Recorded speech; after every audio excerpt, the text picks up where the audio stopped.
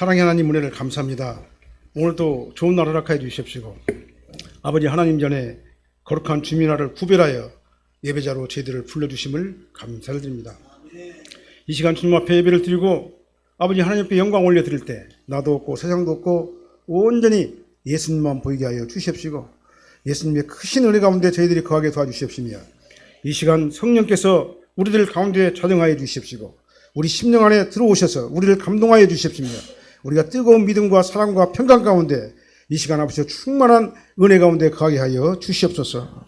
예수님 이름으로 축복하며 기도합나이다. 아멘. 우리 다 인사하시겠습니다. 오직 예수님밖에 없습니다.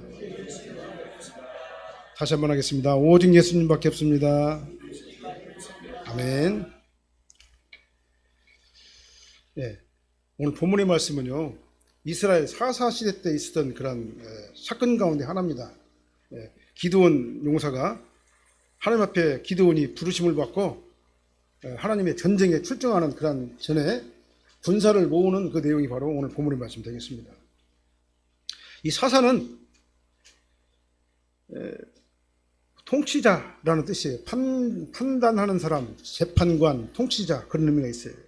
그래서 여호수아의 통치 시대가 끝났죠. 가나안 정복을 하고 여호수아의 통치 시대가 끝나고 여호수아를 알던 사람들이 다 죽게 되고 이제는 여호수아를 잘 모르는 사람들이 이제 그 후대로 가게 되죠. 그리고 이 통치 시대가 끝나고 난 다음에 이스라엘들의 족장 시대는 이제 거의 권위를 잃게 되죠. 그 다음에 왕정이 시작되기 전입니다. 과도기적 성격이 있는 게 바로 사사 시대예요. 그래서 이스라엘을 통치하던 지도자들이 바로 사사다 그렇게 말씀드리는데요. 하나님께서는 이스라엘 백성들을 아주 특별하게 지명하여 부르셔가지고 선민으로 택했잖아요. 생각해보면은 아브라함이 무슨 큰 대단하고 막 거룩하고 그렇게 글만한 사람이 되었기 때문에 하나님께서 아브라함을 선민으로 삼은 게 아니잖아요.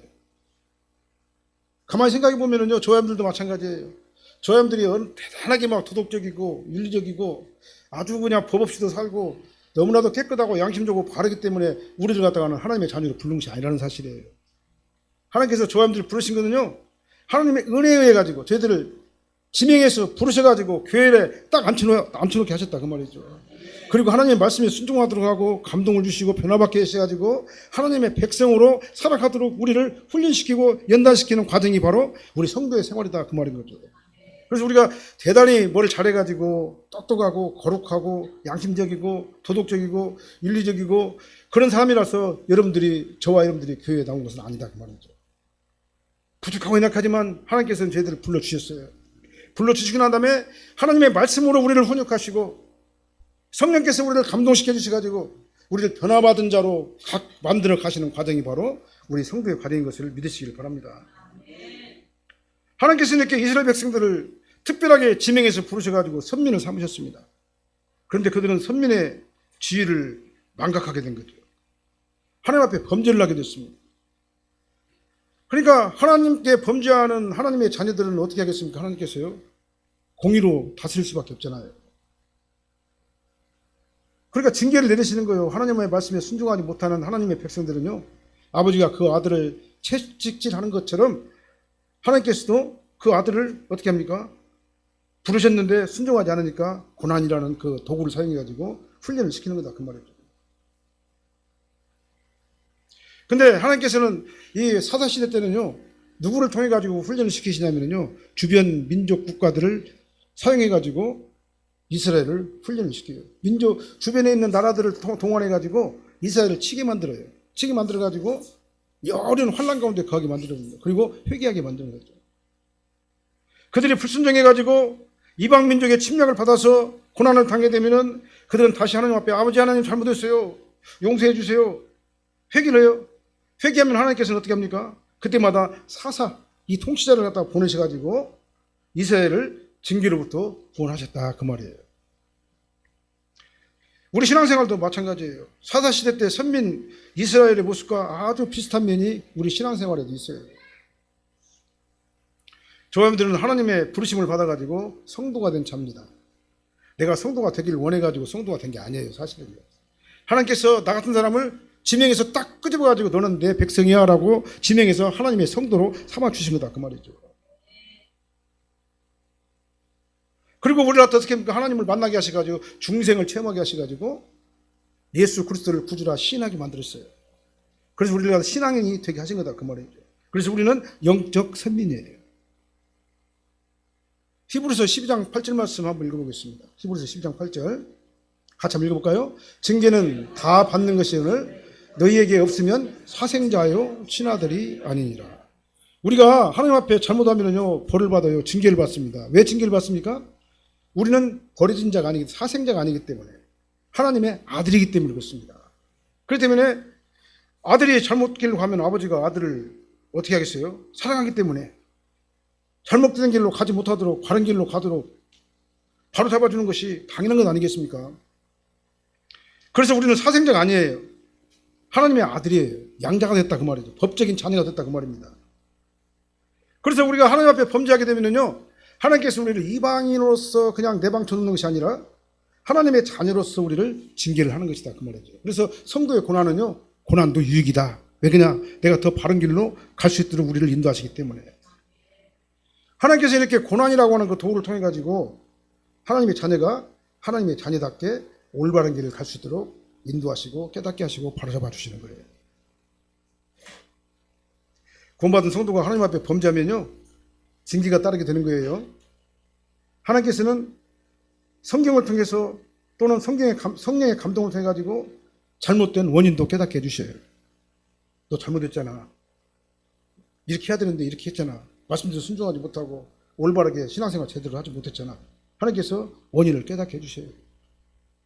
그리고 잘못된 원인을 깨닫고 회개하게 되면요, 내가 사생자가 아니라면은 당연히 하나님 앞에 회개하게 되겠죠. 회개하게 되면 어떻게 됩니까? 하나님께서는 우리를 용서해 주시고 다시 회복시켜 주신다 그 말이에요. 이게 바로 사사기 때 일어났던 그 굉장히 다람쥐 쳇바퀴 돌듯이 계속 그 일이 반복되고 있는 게 바로 사사시대 역사예요. 근데 우리 신앙생활도 가만보면요, 이런 과정을 계속해서 반복하고 있는 것을 우리는 알 수가 있는 겁니다. 우리가 지혜로운 성도라면요, 이런 일이 반복되지 아니하도록 하나님 앞에 순종하고 말씀에 순종하고 하나님 앞에 은혜 받으면서 은혜를 사모하고 신앙생활을 열심히 잘하게 되면은 영혼이 잘 된 것 같이 범사가 잘 되고 강건하는 복이 우리 삶 가운데 임하게 되는 것이다 그 말이죠. 오늘 본문의 말씀은요, 기드온 용사의 어떤 군대를 모으는 그런 내용이 오늘 본문이라고 말씀드렸죠. 근데 오늘 본문 말씀 전에는 사사 드보라가 있었어요. 사사 드보라를 통해 가지고 하솔랑 아빈의 압제로부터 구원을 받은 이스라엘이 또다시 요 앞에 악을 행했다 그랬어요. 6장 1절 말씀 보니까. 그래서 하나님께서는 미디안이라고 하는 그 주변 국가를 갖다 도구로 삼아가지고 또 이스라엘을 쳤어요. 징계를 했습니다. 그 다음에 그 징계 이유를 알려주셨어요. 징계 이유를요. 그 징계 이유는 뭐냐면요, 사사기서 6장 10절 말씀이 나오는데요, 바로 하나님께서 가장 싫어하시는 게 뭐예요? 우상 섬기는 거예요.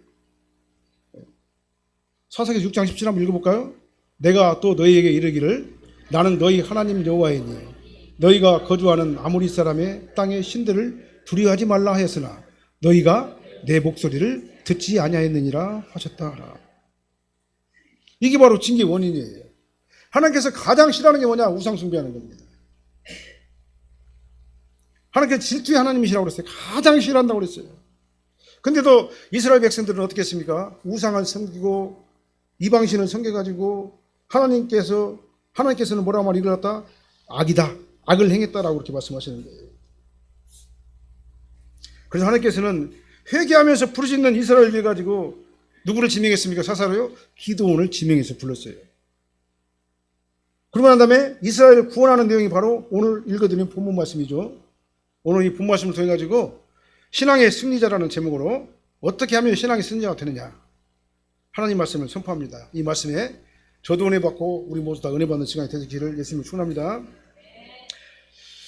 하나님의 신앙의 승리자는요, 우리가 신앙의 승리자는 어떤 사람이 신앙의 승리자냐면요, 스스로 자랑하지 않는 자, 모든 것이 주님의 은혜입니다라고 고백하는 자가 신앙의 승리자가 되는 거예요. 자, 2절 말씀 한번 읽어보겠습니다. 2절 말씀, 여호와께서 기드온에게 이르시되 너를 따르는 백성이 너무 많은즉 내가 그들의 손에 미디안 사람을 넘겨주지 아니하리니 이는 이스라엘이 나를 거슬러 스스로 자랑하기를 내 손이 나를 구원하였다 할까 합니다. 하나님께서는요, 회개하는 그 이스라엘 갖다가는 미디안의 손에서 구원하시려고 계획을 하시는데 바로 기드온을 갖다가는 지명해서 부르셨잖아요. 부르시고 난 다음에 기드온은 또 어떻게 했습니까? 군사들을 막 모으기 시작을 했어요. 여호와의 영이 기드온에게 딱 임하게 되니까요, 하나님의 영이 충만하게 되니까 기드온이 나팔을 막 불었어요. 나팔을 불었다는 걸 외쳤다 그 말이잖아요. 나팔을 부니까 아비에셀 가문이 싹 기드온을 갖다가는 추종하는, 기드온을 따라가지고 이 전쟁에 참여했다라고 이렇게 동조를 하고 나왔어요. 6장 34절 말씀이 나옵니다. 그리고 기드온이 또 이어가지고 므낫세 지파, 아셀 지파, 스불론 지파, 납달리 지파, 이 지파들에게 사자를 보내가지고, 심부름꾼을 보내가지고, 전령을 보내서 보내가지고 우리 기드온 이 전쟁에 참여하자라고 하니까 그들은 따지지도 않고 두 말도 하지 않고 어떻게 했습니까? 기드온을 따라 나섰다고 그렇게 성경은 기록하고 있습니다. 이렇게 성령 충만한 상태에서 하나님의 나팔을 부니까 기드온을 따라가지고 전쟁에 참여하겠다고 나선 인원이 몇 명이냐면 32,000명이었어요.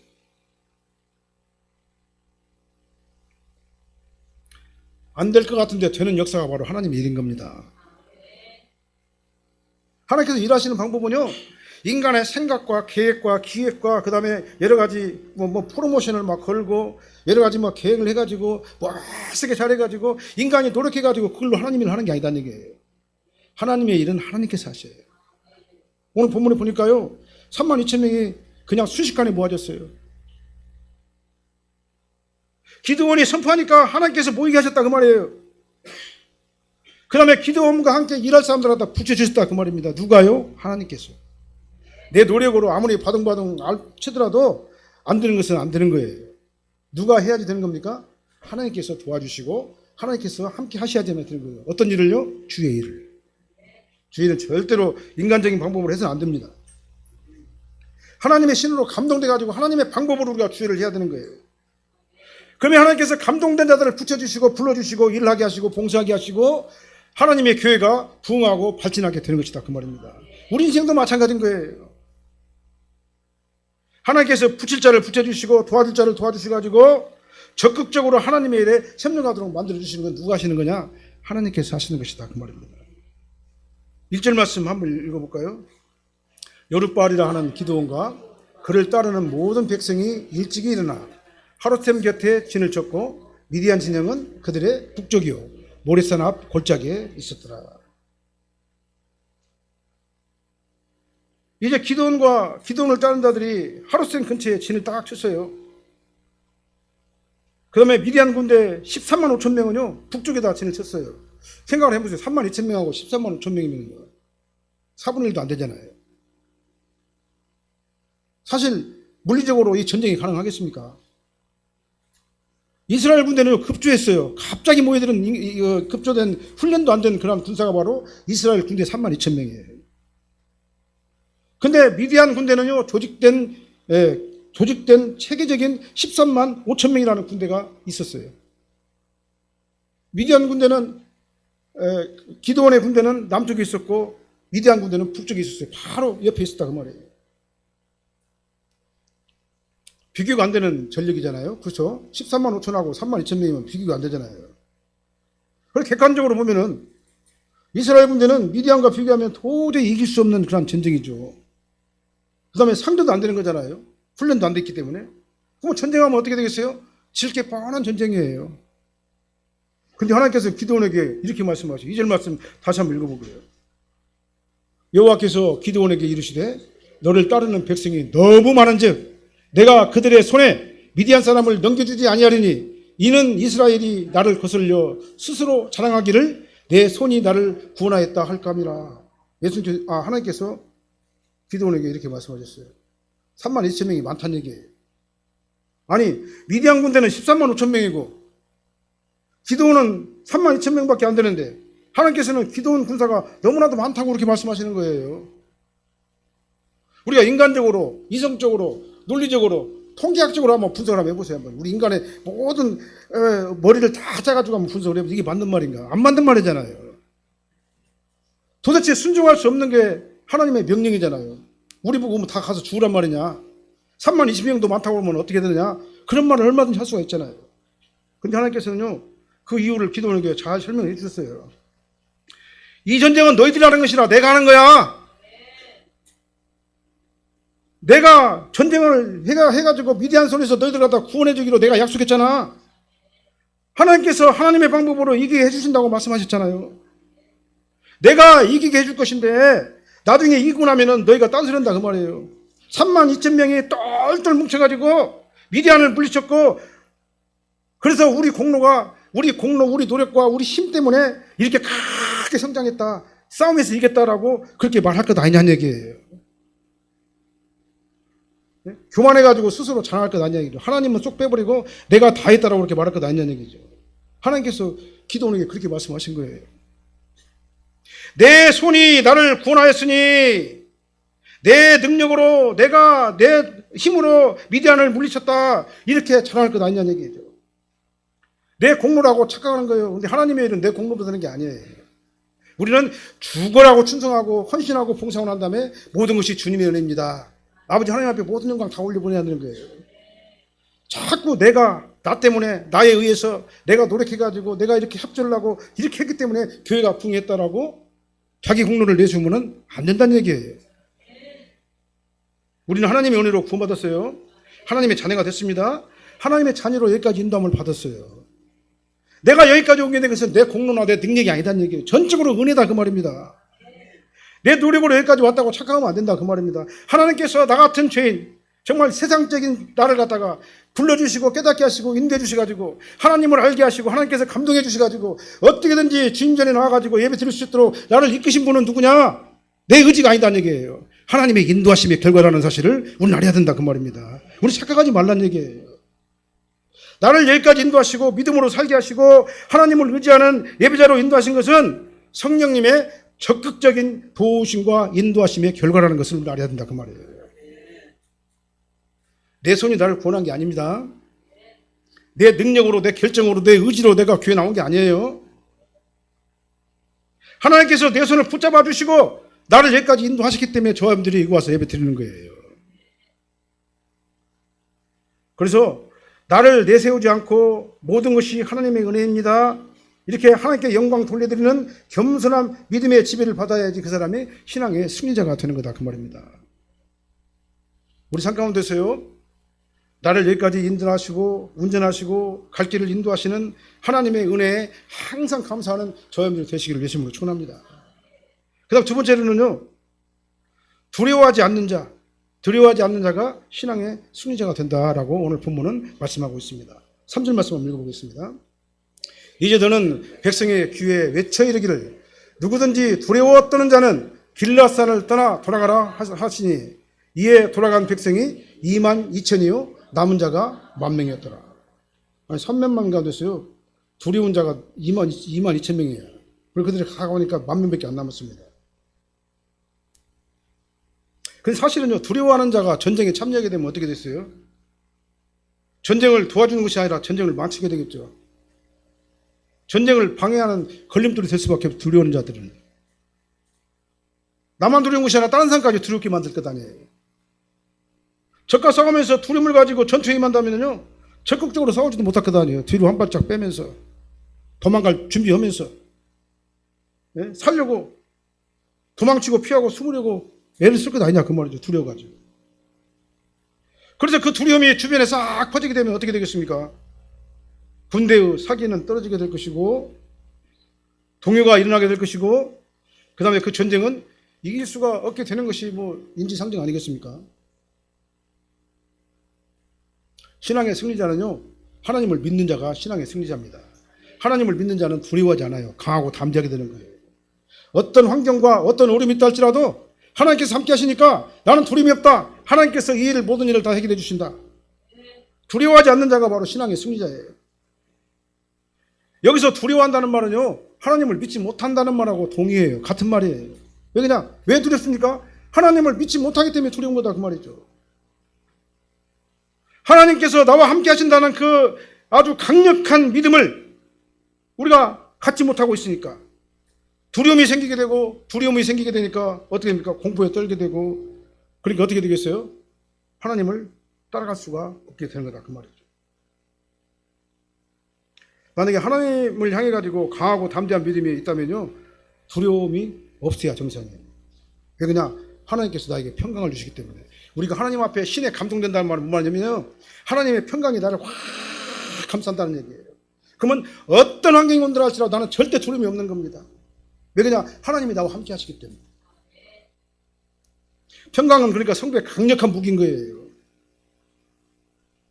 하나님을 전적으로 신뢰하는 믿음이 있을 적에 이 하나님의 절대 평강이 임하게 되는 겁니다. 자, 두려움이 없어야지 용기가 생기는 겁니다. 예. 그래 용기가 생겨야지만이 어떤 장애물이라도 우리가 헤치고 나갈 수가 있게 되는 겁니다. 나와 함께 하시는 하나님을 적극적으로 의지하고 하나님만 따라가시기를 예수님으로 축원합니다. 그러니까요, 나는 나 혼자 인생길을 가는 게 아니에요.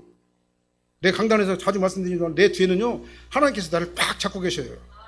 그래 항해를 하셔요. 키를 딱 운전하고 계셔요. 내 뒤에서. 이리 가라 저리 가라 나를 진도하시는 분이 누구예요? 하나님이세요. 내가 나 혼자 막 힘들고 어렵고 막 고통스럽고 고난 가운데서 이 세상을 갖다 헤쳐나가는 것 같이 보이지만 그 헤쳐나가는 것 뒤에는 누가 운전하시냐면요, 하나님께서 함께 하셔요. 그럼 내 앞에는 누가 계시냐면 하나님의 사자들이 함께 있어요. 나보다 먼저 가져가지고 험한 길을 평탄하게 하시고 논문을 쳐보시고 셉장을 꺾어주시고 모든 장애물 다 제거해주신다 그 말이에요. 그러니까 우리는 어떻게 해야 되겠습니까? 나 혼자 인생의 광야에 홀로 있다라고 생각하면 안 돼요. 내 뒤에는 항상 하나님께서 함께 하신다. 내가 사는 모든 인생 가운데서요, 이렇게 하나님께서 함께 하시면은요, 하나님께서 나와 동행하신다는 사실을 알면은요, 우리는 결코 두려워할 필요가 없는 거예요. 하나님을 신뢰하시고 하나님만 바라보시기 바랍니다. 두려워하지 마시기 바랍니다. 두려워한다는 말은 믿음이 없다는 얘기예요. 하나님을 진짜로 믿는다면요, 하나님을 전적으로 의지하고 어떤 상황 가운데서도 낙심하거나 좌절하거나 실망하지 마시길 바랍니다. 신앙의 용기를 가지라 그 말이에요. 담대하시기 바랍니다. 그래서 그 두려움을 다 물리쳐 버리세요. 하나 두를 건 하나 붙죠. 그래서 영적 전쟁에서 반드시 승리하는 승리자가 되시기를 예수님으로 축원합니다. 요한 1서 4장 18절 말씀 한번 읽어볼게요. 사랑 안에 두려움이 없고 온전한 사랑이 두려움을 내쫓나니 두려움에는 형벌이 있습니다. 두려워하는 자는 사랑 안에서 온전히 이루지 못하니라. 자, 두려움은요, 형벌이 있대요. 왜 그냥 하나님을 불신하는 거잖아요. 하나님의 사랑이 나를 확 감싸면 나에게 하나님의 절대 평강이 나한테 임하기 때문에 어떤 것도 두려움이 없는 거예요. 그러니까 우리가 사랑 안에 가면 되는 거예요. 어떤 사랑이요? 하나님의 사랑. 하나님의 사랑은 어떤 사랑입니까? 독생자를 내어주시기까지 헌신하신 그 사랑이에요. 그 사랑 안에 우리가 거해야 된다 그 말입니다. 그러면 두려움을 가질 수가 없어요. 왜? 두려움은 마귀가 갖다 주는 것이기 때문에. 그러니까 하나님의 성령이 충만하게 되면요, 두려움은 없어지고 평강이 나를 지배하게 되는 거다 그 말입니다. 만약에 내 안에 두려움이 있고 불신앙이 나를 지배한다면요, 안 돼요. 왜 그냥 두려움은 형벌에 따른다고 말씀하고 있어요. 두려워하는 자는요, 하나님의 사랑 안에 온전히 이루지 못한다고 그랬잖아요. 하나님의 사랑 안에 거한다는 거예요. 나 같은 죄를 내가지고 십자가에 못 박혀 죽으신 하나님의 은혜가 나를 지배해야 되는데 인본주의적인 생각, 세속적인 생각, 악한 생각이 나를 지배하기 때문에 하나님의 사랑 안에 온전히 거하지 못하기 때문에 그런다 그 말이에요. 그래서 오늘 기도는 뭐라고 말하는 거예요? 누구든지 두려워 떠는 자는 다 가버리라. 돌아가라. 사랑 안에는 두려움이 없는 겁니다. 온전한 사랑은 두려움을 내쫓는 거예요. 하나님의 온전한 사랑 안에 거하는 자가 하나님의 평강의 지배를 받는다는 사실을 다시 한번 기억하시길 바랍니다. 전쟁에 실패할 것이라고 믿어버려요. 왜 그냥 객관적으로 논리적으로 과학적으로 분석해 보니까. 예? 그러니까 두렵잖아요. 예? 실패하면 또 어떻게 됩니까? 당하게 될 그 환난과 고통을 또 두려워하게 되고 또 공포 가운데 가게 되잖아요. 그 사람은 하나님의 절대 주권을 갖다 포기하는 사람과 같은 거예요. 하나님의 신이 함께 하시기를 바랍니다.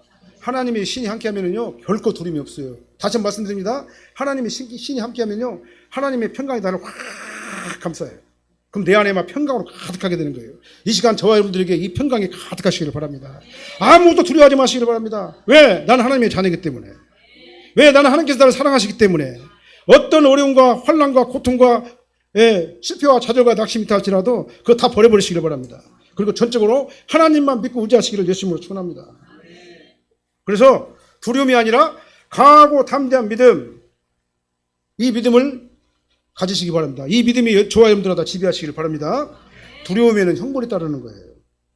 두려움이 나를 지배하게 되면요, 그 사람은 하나님을 온전히 하나님의 사랑 안에 거하는 자가 아니기 때문에 그렇습니다. 하나님을 두려워하는 자는 믿음이 없기 때문에 하나님을 온전히 사랑할 수가 없다. 두려워하지 말고 하나님을 전적으로 믿는 용기 있는 신앙인들이 저와 여러분이 다 되시기를 예수님으로 축원합니다. 그 다음 세 번째로는요, 하나님께서 원하시는, 그럼에도 불구하고 하나님께서 원하시는 자가 신앙의 승자가 되는 겁니다. 이 말 뭔 말입니까? 하나님께서 원하시는 자라는 뭔 말이에요? 내가 원하는 게 아니잖아요. 하나님께서 원하시는 자를 했어요. 만약에 10,000명도요, 두려움이 없는 자잖아요. 10,000명이 두려운 자들은 12,000명 싹 가버렸잖아요. 그리고 10,000명만 남았어요. 10,000명만 남았는데 거기서도 또 하나님께서 지명해서 부른 자들이 또 있다 그 말이에요. 7절 말씀 한번 읽어볼까요?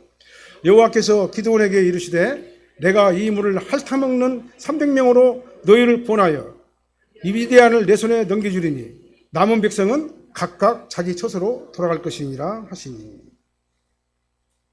하나님께서 뭐라고 말씀하셔요? 10,000명도 많아. 더 줄여. 예수님께서 그렇게 말씀하시잖아요. 하나님께서. 그리고 10,000명을 어디로 데려갔습니까? 물가로 데려갔어요. 데려가서 물을 마시게 하고 300명만 거기서 구부려 하셨어요. 4절 말씀 한번 다시 한번 읽어볼까요? 4절 말씀. 여호와께서 또 기드온에게 이르시되 백성이 아직도 많으니 그들을 인도하여 물가로 내려가라. 거기서 내가 너를 위하여 그들을 시험하리라. 내가 누구를 가리켜 내게 이르기를 이 사람이 너와 함께 가리라 하면 그는 너와 함께 갈 것이요 내가 누구를 가리켜 내게 이르기를 이 사람은 너와 함께 가지 말 것이니라 하면 그는 가지 말 것이니라 하시니라. 이 말이 뭔 말이냐면요, 아직 많아. 더 줄여. 그래가지고 물가로 가가지고 내가 너한테 방법을 알려줄 거야. 그러고 나서 뭐라고 말합니까? 이 사람이야 하면 고르고 저 사람 이 사람 아니야 하면 빼고 그렇게 해라 그 말이에요. 그걸 누가 해주신다고요? 하나님께서 해주신단 말이에요. 기드온이 고른다는 얘기가 아니잖아요. 하나님께서 지명해서 그 사람을 선택하라면 기드온은 그냥 심부름만 하면 되는 거예요. 거기서 나 하나님이 기드온 너를 위하여 그들을 시험할 것이다. 내가 누구를 선택할지 다 알려주겠다. 내가 너에게 말하기를 이 사람이다 라고 말하면 그를 구별하면 된다. 이렇게 하나님께서는 전쟁에 참여할 300명을 지명하여 부르신 겁니다. 그 다음에 기드온에게 알려주셨어요. 그러니까 기드온이 그 사람을 따로 구별했다. 오늘 본문은 그렇게 말씀하고 있습니다. 어떻게 구별했습니까? 두 가지 방법이죠. 하나는 무릎 꿇고 물을 먹는 자, 하나는 물을 막 핥아서 먹는 자. 두잖아요. 근데 우리가 보편적으로 보면은요, 개울에서 물을 먹을 때 어떻게 먹겠어요? 그냥 무릎 꿇고 편한 자세에서 물을 먹지 않겠습니까? 보편적으로 그렇게 다 하잖아요. 네. 근데 물을 갖다 핥아먹는 사람이 있었어요. 근데 그 사람은 300명밖에 안 됐어요. 여기서 뭐 주의를 경계하는 자다, 뭐 주석은 뭐 여러 가지 주석을 하는데요. 근데 그건 저는 그렇게 거기에 동의하지 않는다 그 말이죠. 하나님께서 말씀하셨어요. 이 사람이야, 저 사람이야 이렇게 보여주시고 따로 구별하게 하셨다 그 말이에요. 그렇다면 하나님께서 왜 이런 기준을 세우셨는가? 그건 우리가 알 필요가 없어요. 하나님께서 예수님께서 왜 문둥병자에게 눈먼 자에게 눈을 뜨게 하시면서 침을 탁 뱉어가지고 진흙을 내기가지고 눈에다 바르게 하셨어요. 우리 인간적으로 이해할 수 없는 그런 방법이잖아요. 이렇게 이상하고 우리 인간적으로 이해할 수 없는 방법을 동원해가지고 하나님께서는 하나님 일을 하신다 그 말이에요. 그렇기 때문에 왜 이런 기준을 세우셨느냐? 우리가 유추 해석할 필요가 없는 거예요. 하나님께서 하나님의 용사를 고르시려고 하나님께서 선택하신 방법이기 때문에 우리가 다른 해석을 할 필요가 없다. 그 이유에 대해서 성경이 따로 설명하지 않기 때문에 설명했으면 몰라도 설명하지 않았으면요.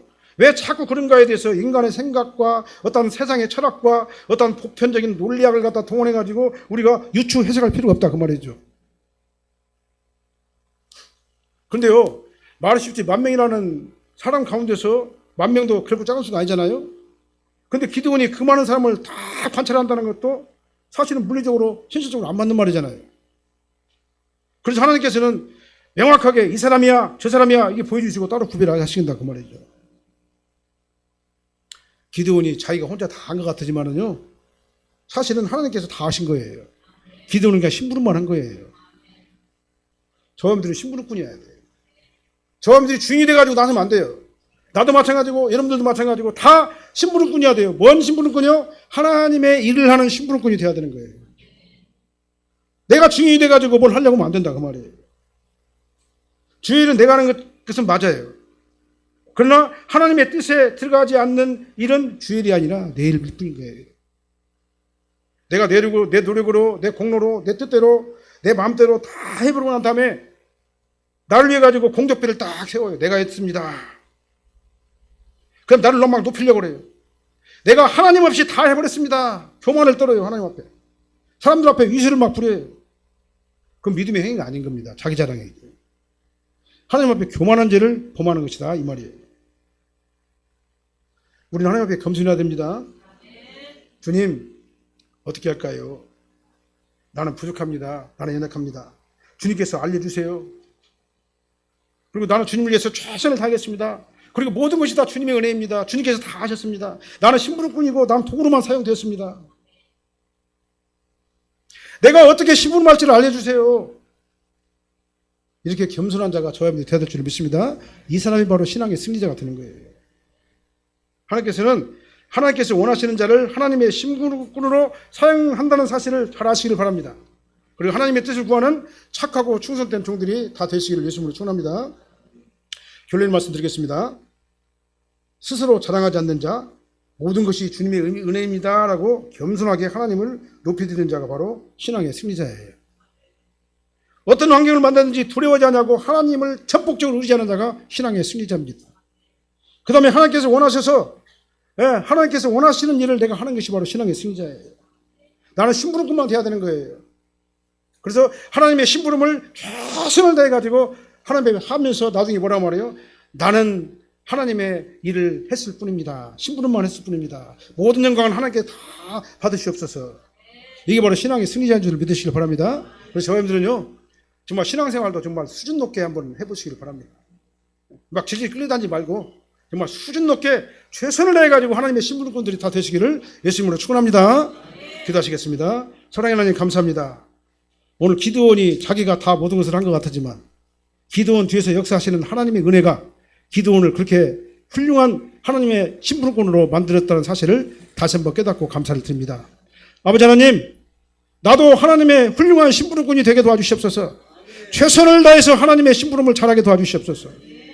아버지 하나님, 나를 드러내지 아니하고 겸손하게 주님만 바라보게 도와주시옵시며 두려워하지 아니하고 강하고 담대하게 어떤 악한 환경 가운데서라도 하나님을 전폭적으로 믿고 아버지의 절국적으로 승리하는 저희들이 되게 하여 주시옵소서.